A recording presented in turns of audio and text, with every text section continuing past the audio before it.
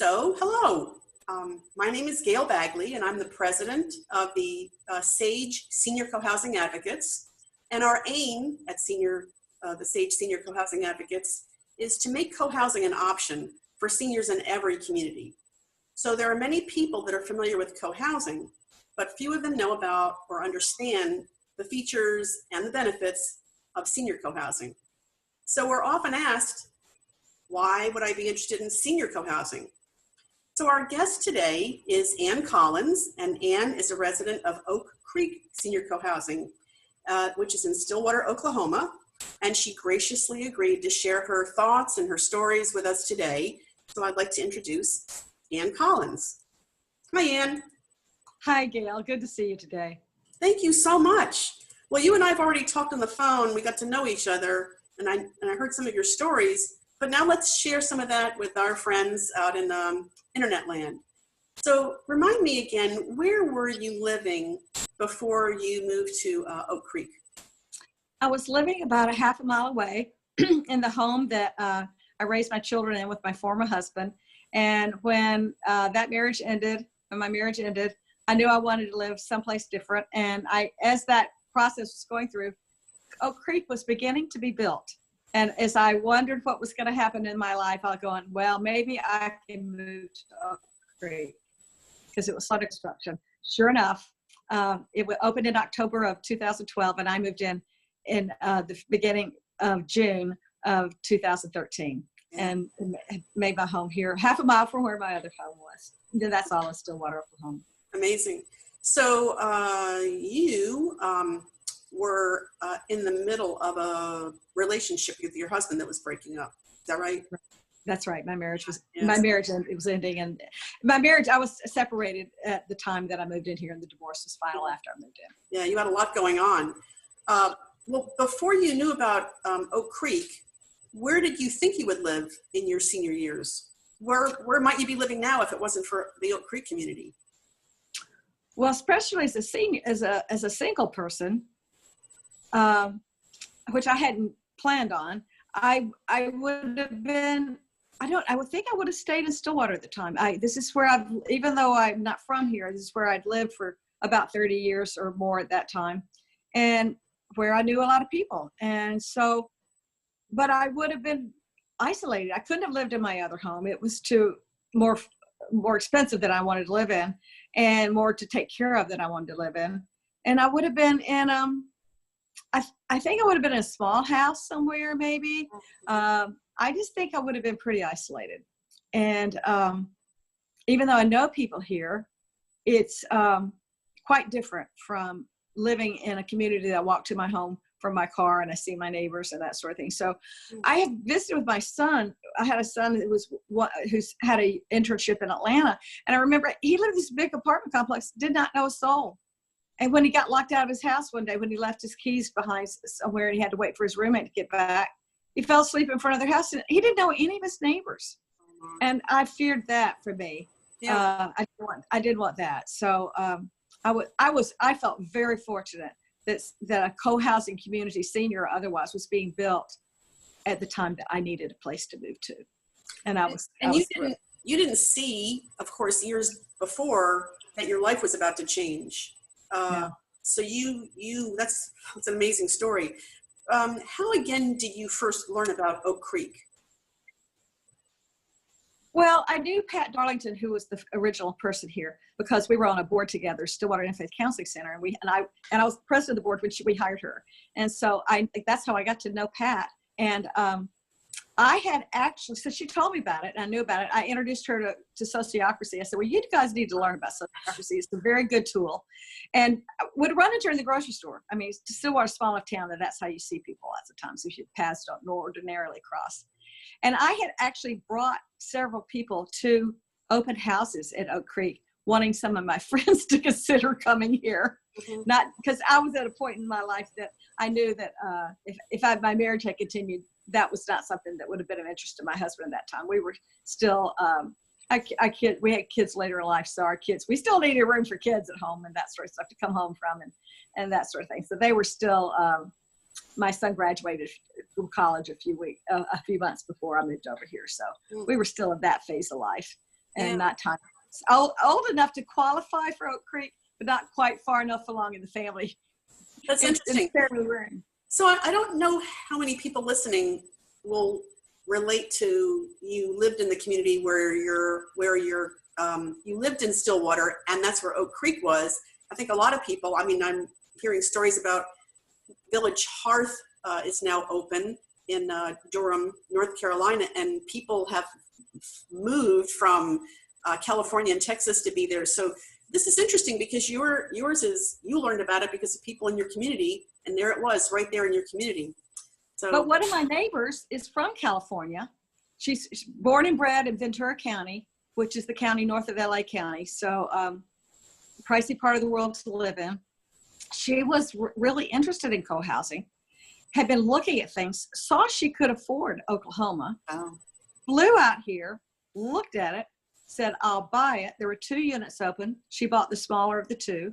The 2 smaller units were available. There were, and she flew back home, sold her place, and moved here. And she's been a wonderful addition to our place. Wow. And so she couldn't live in co-housing in California. And I don't know if there were that many. And she's just made a wonderful transition. She had to buy a coat. She never had a winter coat before because she had lived in Ventura, Southern California. But now she's here happily living in Oklahoma, and her son comes to visit her with his wife, and she goes to visit them. But she's just thriving really well here. And we've had other people from out of state look at it. So in fact, they had lived in Oklahoma, but they moved here from New Mexico. So yeah, so not everyone is, there are a lot of us who are in love.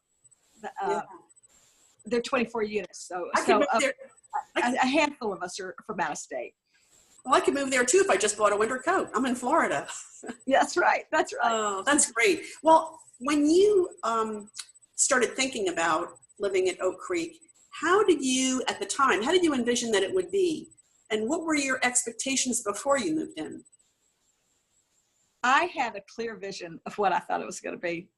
I lived in an experimental co-ed dorm my last year in college.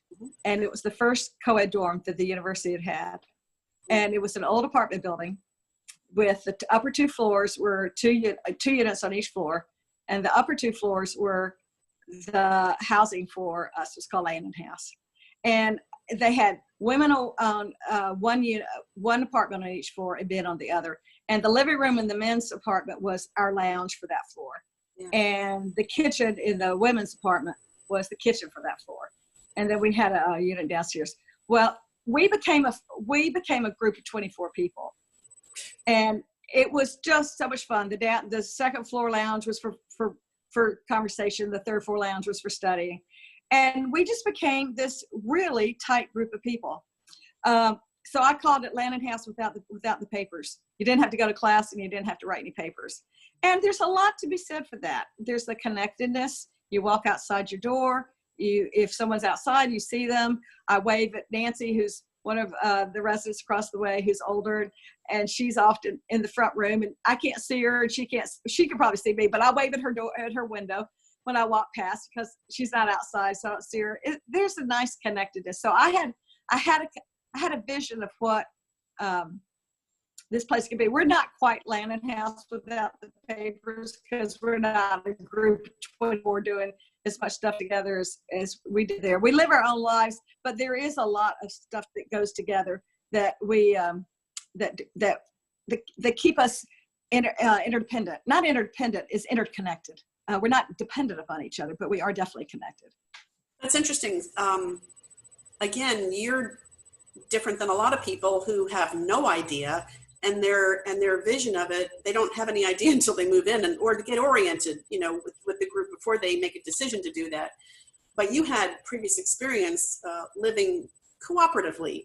And I know you're going to tell us in a little bit here about your previous experience with governance and decision making. So we'll get to that.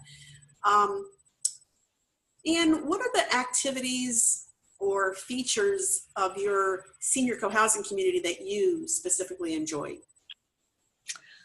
Well, I really like coming home and walking down from my car. So everybody know, if you know about co-housing, you know that the parking is on a corner on the side, and you walk to your home so you see your neighbors. Even if I'm walking in and no one is out. I like walking in this space that I know is home and that I know everyone there and everyone knows me. It feels home. And one of the things I've been really aware of during this COVID-19 time is that I feel particularly safe here.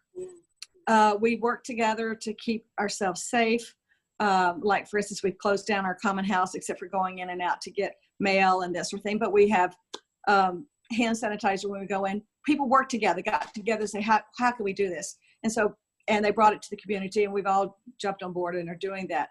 I like the fact that before COVID, a friend of ours said she does Netflix by CDs. She says, I've ordered this movie. Does anyone want to see it with me? And so we'll go, yeah, I would. We find a time, and she finds a time that most of the people that said that could do it, and she watches it. And if you don't get to see it with her, she'll still let you see it before she sends it back. I like the fact that we have 4th of July picnics together. We do a Thanksgiving dinner on the Sunday before Thanksgiving. That's a potluck. I'm the cookie person. I'm not the turkey person. And so we have this lovely meal. Before COVID-19, we regularly had our common meals every 5 days. People send out things like, is anyone going to the farmer's market? Or it's the OLLI classes, Osher Lifelong Learning Institute classes. Anyone want to ride down? I'm going to go to the community concert tonight. Does anyone want to do that? There's opportunities for making connections that you don't have in an ordinary neighborhood. One of the things I like, or that you would have an apartment complex or that sort of thing. One of the things I like about being in senior co-housing is that we have an abundance of talent here, and we don't have homework and kids to feed and get in the bed. I don't know how you do it in a multi-generational thing, because there is responsibility here to manage. No one manages us. We manage ourselves, which requires some skill building, but we don't have management to complain about. We're not living in this place where the management's telling us we're going to do this, because we are the management. But I don't know. I really like it that I'm in senior co-housing, because we have enough people with enough time and enough energy to share those responsibilities. And I do wonder, how do you do it when you're raising a family to take care of a 8-acre property, or ours is 7.5 acre property with 24 units. We take care of our interior, but we have the outside. So I don't know what it's like to live in a multi-generational. I think it would be lovely to have the kids around and stuff, but I wonder how the parents do it. Yeah. To be honest. Yeah, that's so interesting. Your perspective on the difference between, you're trying to envision what it would be like multi-generational, which some people only know about, but the point about being able, it's a lot of responsibility living in co-housing, because of you're making the decisions, you're not complaining about the management, you're responsible, and you're raising the children and taking care of all that. Ann, you just said something. I'm going to ask you a question that really wasn't something we talked about earlier, but you talked about in the first part of that answer, response, you said you enjoy coming home, and that reminding people that parking for co-housing is never in your front, your front yard. It's around the periphery. I've had people ask me, they were concerned about that, and as they age, about the problems that they perceived with walking from their car to their unit with, let's just say, groceries. Is that something you'd like to tell us about? Yes. So one of my neighbors moved in, had the old wire basket that I had seen the old ladies when I was in college they lived in an apartment dragging their things. So I went online and went, okay, there's got to be something better than this, because I need swivel wheels. And I found it. It looks like this. It sort of looks like the mail carts you'll see at the post office. But so I bought one, and I know at least 6 or 7 people have now bought one. So I keep it in my car, and when it folds up like a umbrella stroller. Except you open it up, there's not room for a baby, there's room for groceries, and I can carry all the groceries I need. And even when I'm going somewhere, I can put all these things I've taken for my trip, and I can even hook my suitcase on it, and I just stroll it up there. So you got to have a cart. And I love having a cart that fits easily in the trunk of my car. We also have several neighbors who now have these strolling walker type things. So my 93-year-old neighbor, who is the oldest, and the frailest person here. She has her walker and she rolls it up and sits under a tree so she can see her neighbors who walks by, because it also has a seat. And there are 3 of my neighbors that now have that. So my neighbor who's 93 lives next door to me. She's the furthest from the cars. She chose that one particularly because she wanted the exercise, and she's next to the creek. She's the closest to the birds and stuff. And she's a real active birder too. So she wanted that exercise, and she still uses it. She still is glad she's there. And so it's quite doable. And in fact, it's good for you because you are going to be walking more. Yeah. So I can think of one person in our community that she was having heart problems, and she was having a really hard time getting up the hill. Her heart problems have been addressed now, and she's getting up the hill so much better. It's not a big hill. It's just a slight incline. I do live in Oklahoma, so it's a slight incline up to the common house, but it gives her more exercise. If she lived right next to her car, she wouldn't be able to get 1,000 steps in a day if she tried, probably, maybe even 500.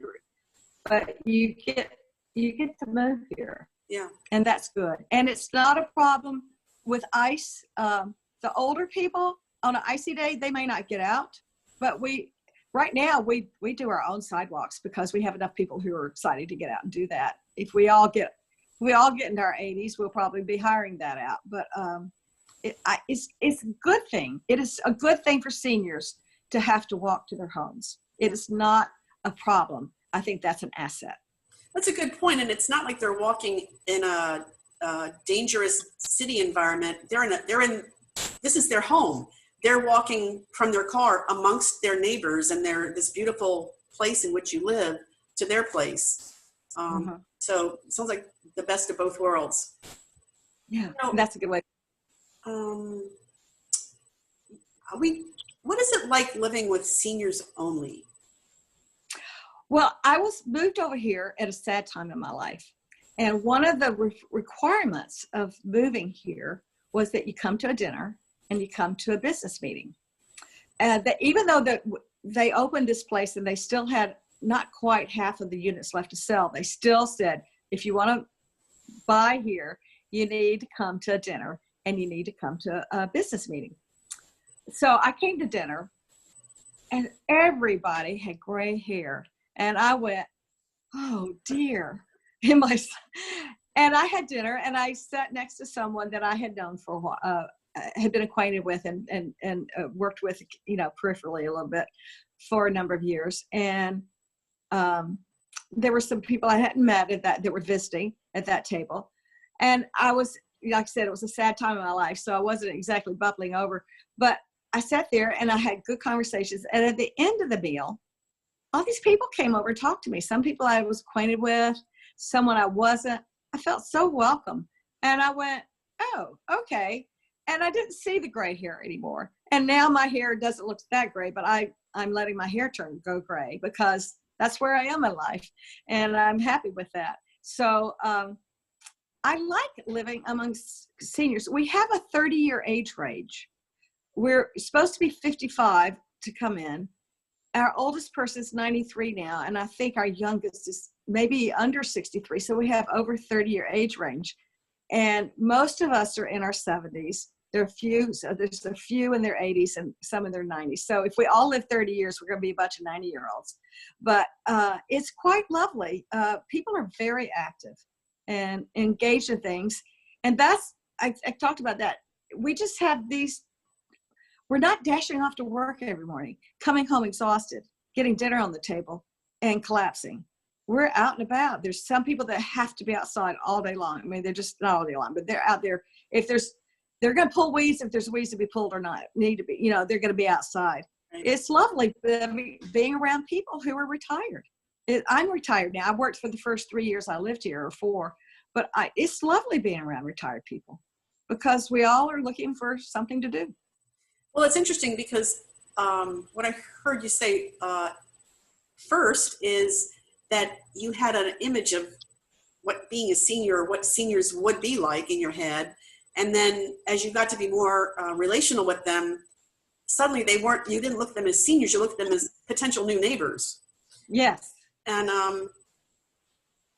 that's a very in-depth perspective of living with seniors. Oh, I want to get back to something on that in a little bit, but thank you for that. When people do want to be around children, how does that happen in a senior community? Well, we're fortunate that we have some grandparents here, so that have grandchildren locally. And my new neighbor across the way, she was taking care of her grandsons every day after school until COVID happened. So her first and third grade, I think, grandchildren were out and about. So we've been fortunate to have grandchildren around. And so I get to know them a little bit. They're across the way. I'll go say hi to them. I teach dyslexic children after school. And my kids finished right as COVID was coming. We kind of cranked down and we finished up our 3-year program. So I was fortunate to have them. But my neighbors don't know those kids, but we just like seeing them. They're fun to have around. We have toys in the playhouse, in the common house for families when they come with their children and stuff. But we don't have children here every day like you would in a multi-generational one. So when they do show up, we're just really thrilled to see them. And there are some people who've never married that live here. There's some people who've never been parents, whether they've been married or not. And there are a lot of us who have been parents. So I think there's room for everyone. If you're not kid oriented, you may not miss the children. And like you would if you're in multi-generational. For those who are kid oriented like me, we're just really thrilled to see the ones we have. But I don't miss having children every day. I think if I happen to live in multi-generational co-housing, I would enjoy my neighbor children and I would think that was fun, but I don't miss them as a part of my life. Like I don't look around and go, oh, where are the children? Just doesn't come up for me. Right. So you have places there where the kids that come to visit that are grandchildren, and they can come whenever they want and visit grandma and grandpa or grandma or grandpa. And I think you told me before that there's an area down by the creek that they like to play, and they can also go in the common house or play at their grandma and grandpa's residence. Yes. So as a senior living in co-housing, you can or cannot engage with children as much as you desire. And in the multi-generational co-housing communities, sometimes you don't really have that choice as to how much you want to engage with the kids, because a lot of, and rightly so, in many of the young multi-generational communities, it's all about raising healthy children. And I've heard some of the people in senior co-housing say that senior co-housing is all about raising healthy seniors. And it's not that black and white of a divide, but I think you have more choice as to how much exposure or engagement with children when you're in a senior co-housing community. Is that accurate? I think that's fair. I'm also happen to be glad that we aren't. Well, I'm thinking about my neighbor next door. Or my neighbor across the way, because they have limited mobility. And actually, there's several of us that have some limited mobility. I think about 4 or 5 people that here either use a walker or a cane. And the fact that we don't have children to dodge, because children aren't going to walk places.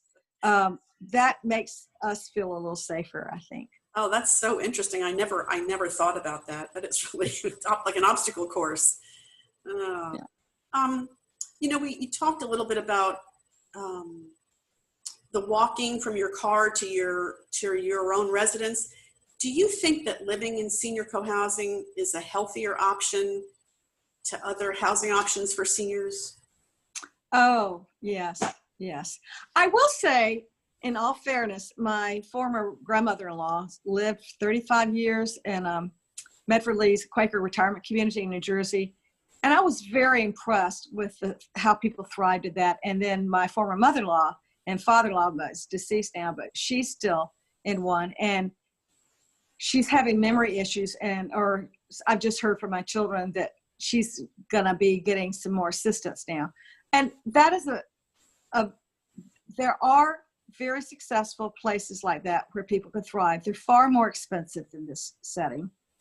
So and this is a continuing care community. So it is truly. When you say this is, you mean where you're? I mean, where my more mother-in-law, former mother lives. Right. So she's being able to transition quite smoothly. But it's a much more expensive option than what senior co-housing can offer. And in senior co-housing, at some point in time, if you need a lot of assistance, you can buy it for right then. So for instance, when you move into a continuing care place, you're going to put down probably the cost of a home and you don't get it back. Whereas here you buy your home, and when you leave this home through life or death, you're going to, the cost, you or your estate owns the home and will sell it. So unlike in the continuing care place. Right. But you will probably, if you live here long enough and you have memory issues, like one of our friends, she has a project manager now. And the project manager is the person that manages the doctor's appointments and the other helpers. She's got people that take her grocery shopping. She's not driving anymore. She has people that come and clean her home. And the project manager keeps all that organized and interacts with my neighbor and with her 3 daughters, so that they all know she's being well cared for. That is something she couldn't do on her own. No matter where she lived, she would have to have help at this point in time. Yeah. But she's living in community and she knows her neighbors. Her neighbors are right there checking on her, just as a neighborly act, not as a caregiving act. And she would be spending this money one way or the other. So she would either be living with her daughters or she'd be, hiring people here. And so it's working out, but it's a far less expensive option. She and her husband were some of the original people to sign up for Oakcreek. And then they got cold feet and they decided, no, I don't think we want to do this after all. So they backed out. And then something happened to one of their neighbors and they went, I think we really need to do this. And so they came in and there were some of the original 10 or 12 people that moved in. And then her husband, who didn't have any signs of mental decline of any kind, got sick and died in 3 months. Yeah. And she's the one that's left here. And the whole family is so glad. I know that her husband knew he was dying and knew that she was in good hands. And that they were not in the home where they'd raised their children, that she wasn't going to have to close down that home. I mean, and move into another place. They were already established. They'd already made friends here. And with her memory decline, it's so good that she was here early enough to really solidify those relationships that were ongoing with some people. I mean, I've known her for years, but not as well as I know her now. And so she's in a very safe place. She still needs professional help, but she is a really happy member. She was very engaged in our talking stick last night. Her memory issues are enough to make it so it's not safe for her to live by herself without someone helping her. But she's able to live by herself with the help and be part of this community. And that's a really important thing for people to think about. What's going to happen as I change? We can happen like my mother. My mother was 10 years younger than my father, thought she was going to outlive my dad. She had a stroke and died a week later. So she didn't have any decline. She didn't need help. My father, on the other hand, we needed help for him for the next 4 years of his life. He died at age 96. So the last 6 months of his life, he had 24-hour care, which my sister and I did our best to supervise from far, far away. My sister 2 hours away, and me from for a longer than that. I was 2 days away. I was a plane trip away. So it's really important. I mean, I'm 71 now. I need to know what's going to happen. And I think I have the capacity and the capability to age in this place. Yeah. Well. Yeah, you have the resources there. So one of the things I'm getting out of what you're saying there is, well, I hear a lot of people that, I'll use one of Chuck Durette's favorite phrases, have their head in the sand about aging. They don't want to think about it now. They wouldn't say this, but they will wait until there's a crisis. And when I'm talking to people about senior co-housing sometimes, I hear them in so many ways say, well, I'll just wait until I need to. And what you're talking about are people that thought ahead, like you, planned ahead. And maybe you didn't think about when I'm 90, what's it going to be like, but your decision to move in a few years ago enabled you to have years of building relationships with people so that when you do need some help, you'll have these strong roots in your neighborhood there, in your community. Instead of waiting, living in the single family home until, I'll just use the fall and break a hip, and then sometimes for people, they never can able to go back, they can never go back where they lived because it's out of their hands now. They don't have the support system. So you've really got the best, again, of both worlds there by having had the roots that you build in there before you came upon a crisis in your life, meaning a health crisis related to aging. That's right. Yeah. Right. And I have a little crisis. I'm going to go get my plug. It's about to, the battery's about to die. I'll be right back. I can put this on pause for a second. Yes, please do.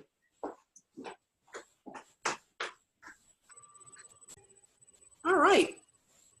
Well, so planning ahead, that is a really good example that you gave, and how it worked out for you in building those roots in the community. Here's a question, because you have such amazing insight through your experience of living in co-housing. What myth would you like to bust for people? What is it that you've heard? You know what? I need to take a break. 1 second, please. I just put, hold on, I'm resuming. So, a lot of people have misconceptions about co-housing, and you probably heard plenty of them. So is there anything any myth that you'd like to bust? Now's your chance. Okay. I think it's fair to say that not everyone is a good fit, and that's okay. But one of the things that I wish for my place is we have far more introverts here than we have extroverts. And some people think I'm the most extroverted person here, which may be true. So sometimes it's like, isn't there anybody that wants to just do nothing with me? I don't know. So I think more people are afraid of the closeness than I certainly was. I can't say that I've heard that. I don't know all the myths, but I think everyone here is able to find the space that they need. We have a system here. Front porch is where anyone can say hello to you. Back porch, no one says hello to you. A back patio, no one says hello to you unless you speak to them. And so, because people can be on the back and not want to be talking with people right there. They could be meditating, reading, whatever. They just don't want to interact right then. And I have a son who needs to recharge by being home and being alone. My other son and we recharge by being with other people. So I think co-housing is good for, in fact, I've heard it's better for introverts in that introverts have a hard time entering groups, and they're already part of the group. And once they're part of the group, then they can reach out and make those connections that they need to make. So I don't really know. I think it is work. I don't really know what the myths are. So if you know them, you could tell them to me. But it does take work to run a place. We have to learn skills. We have to learn group process. That's harder for some than others. Our group, because I came in very close to the beginning, we were still doing a lot of learning together on Myers-Briggs and personality types, and that I as an extrovert think through things verbally. Other people think things through quietly, and then they talk. They're just different. It's not a one's better than the other. It's who people are. And so I think that one of the gifts of co-housing is that you can come to co-housing and you can still grow as a human being, and you can become better than you are. Wow. Because you learn to live with other people. And that's really quite good.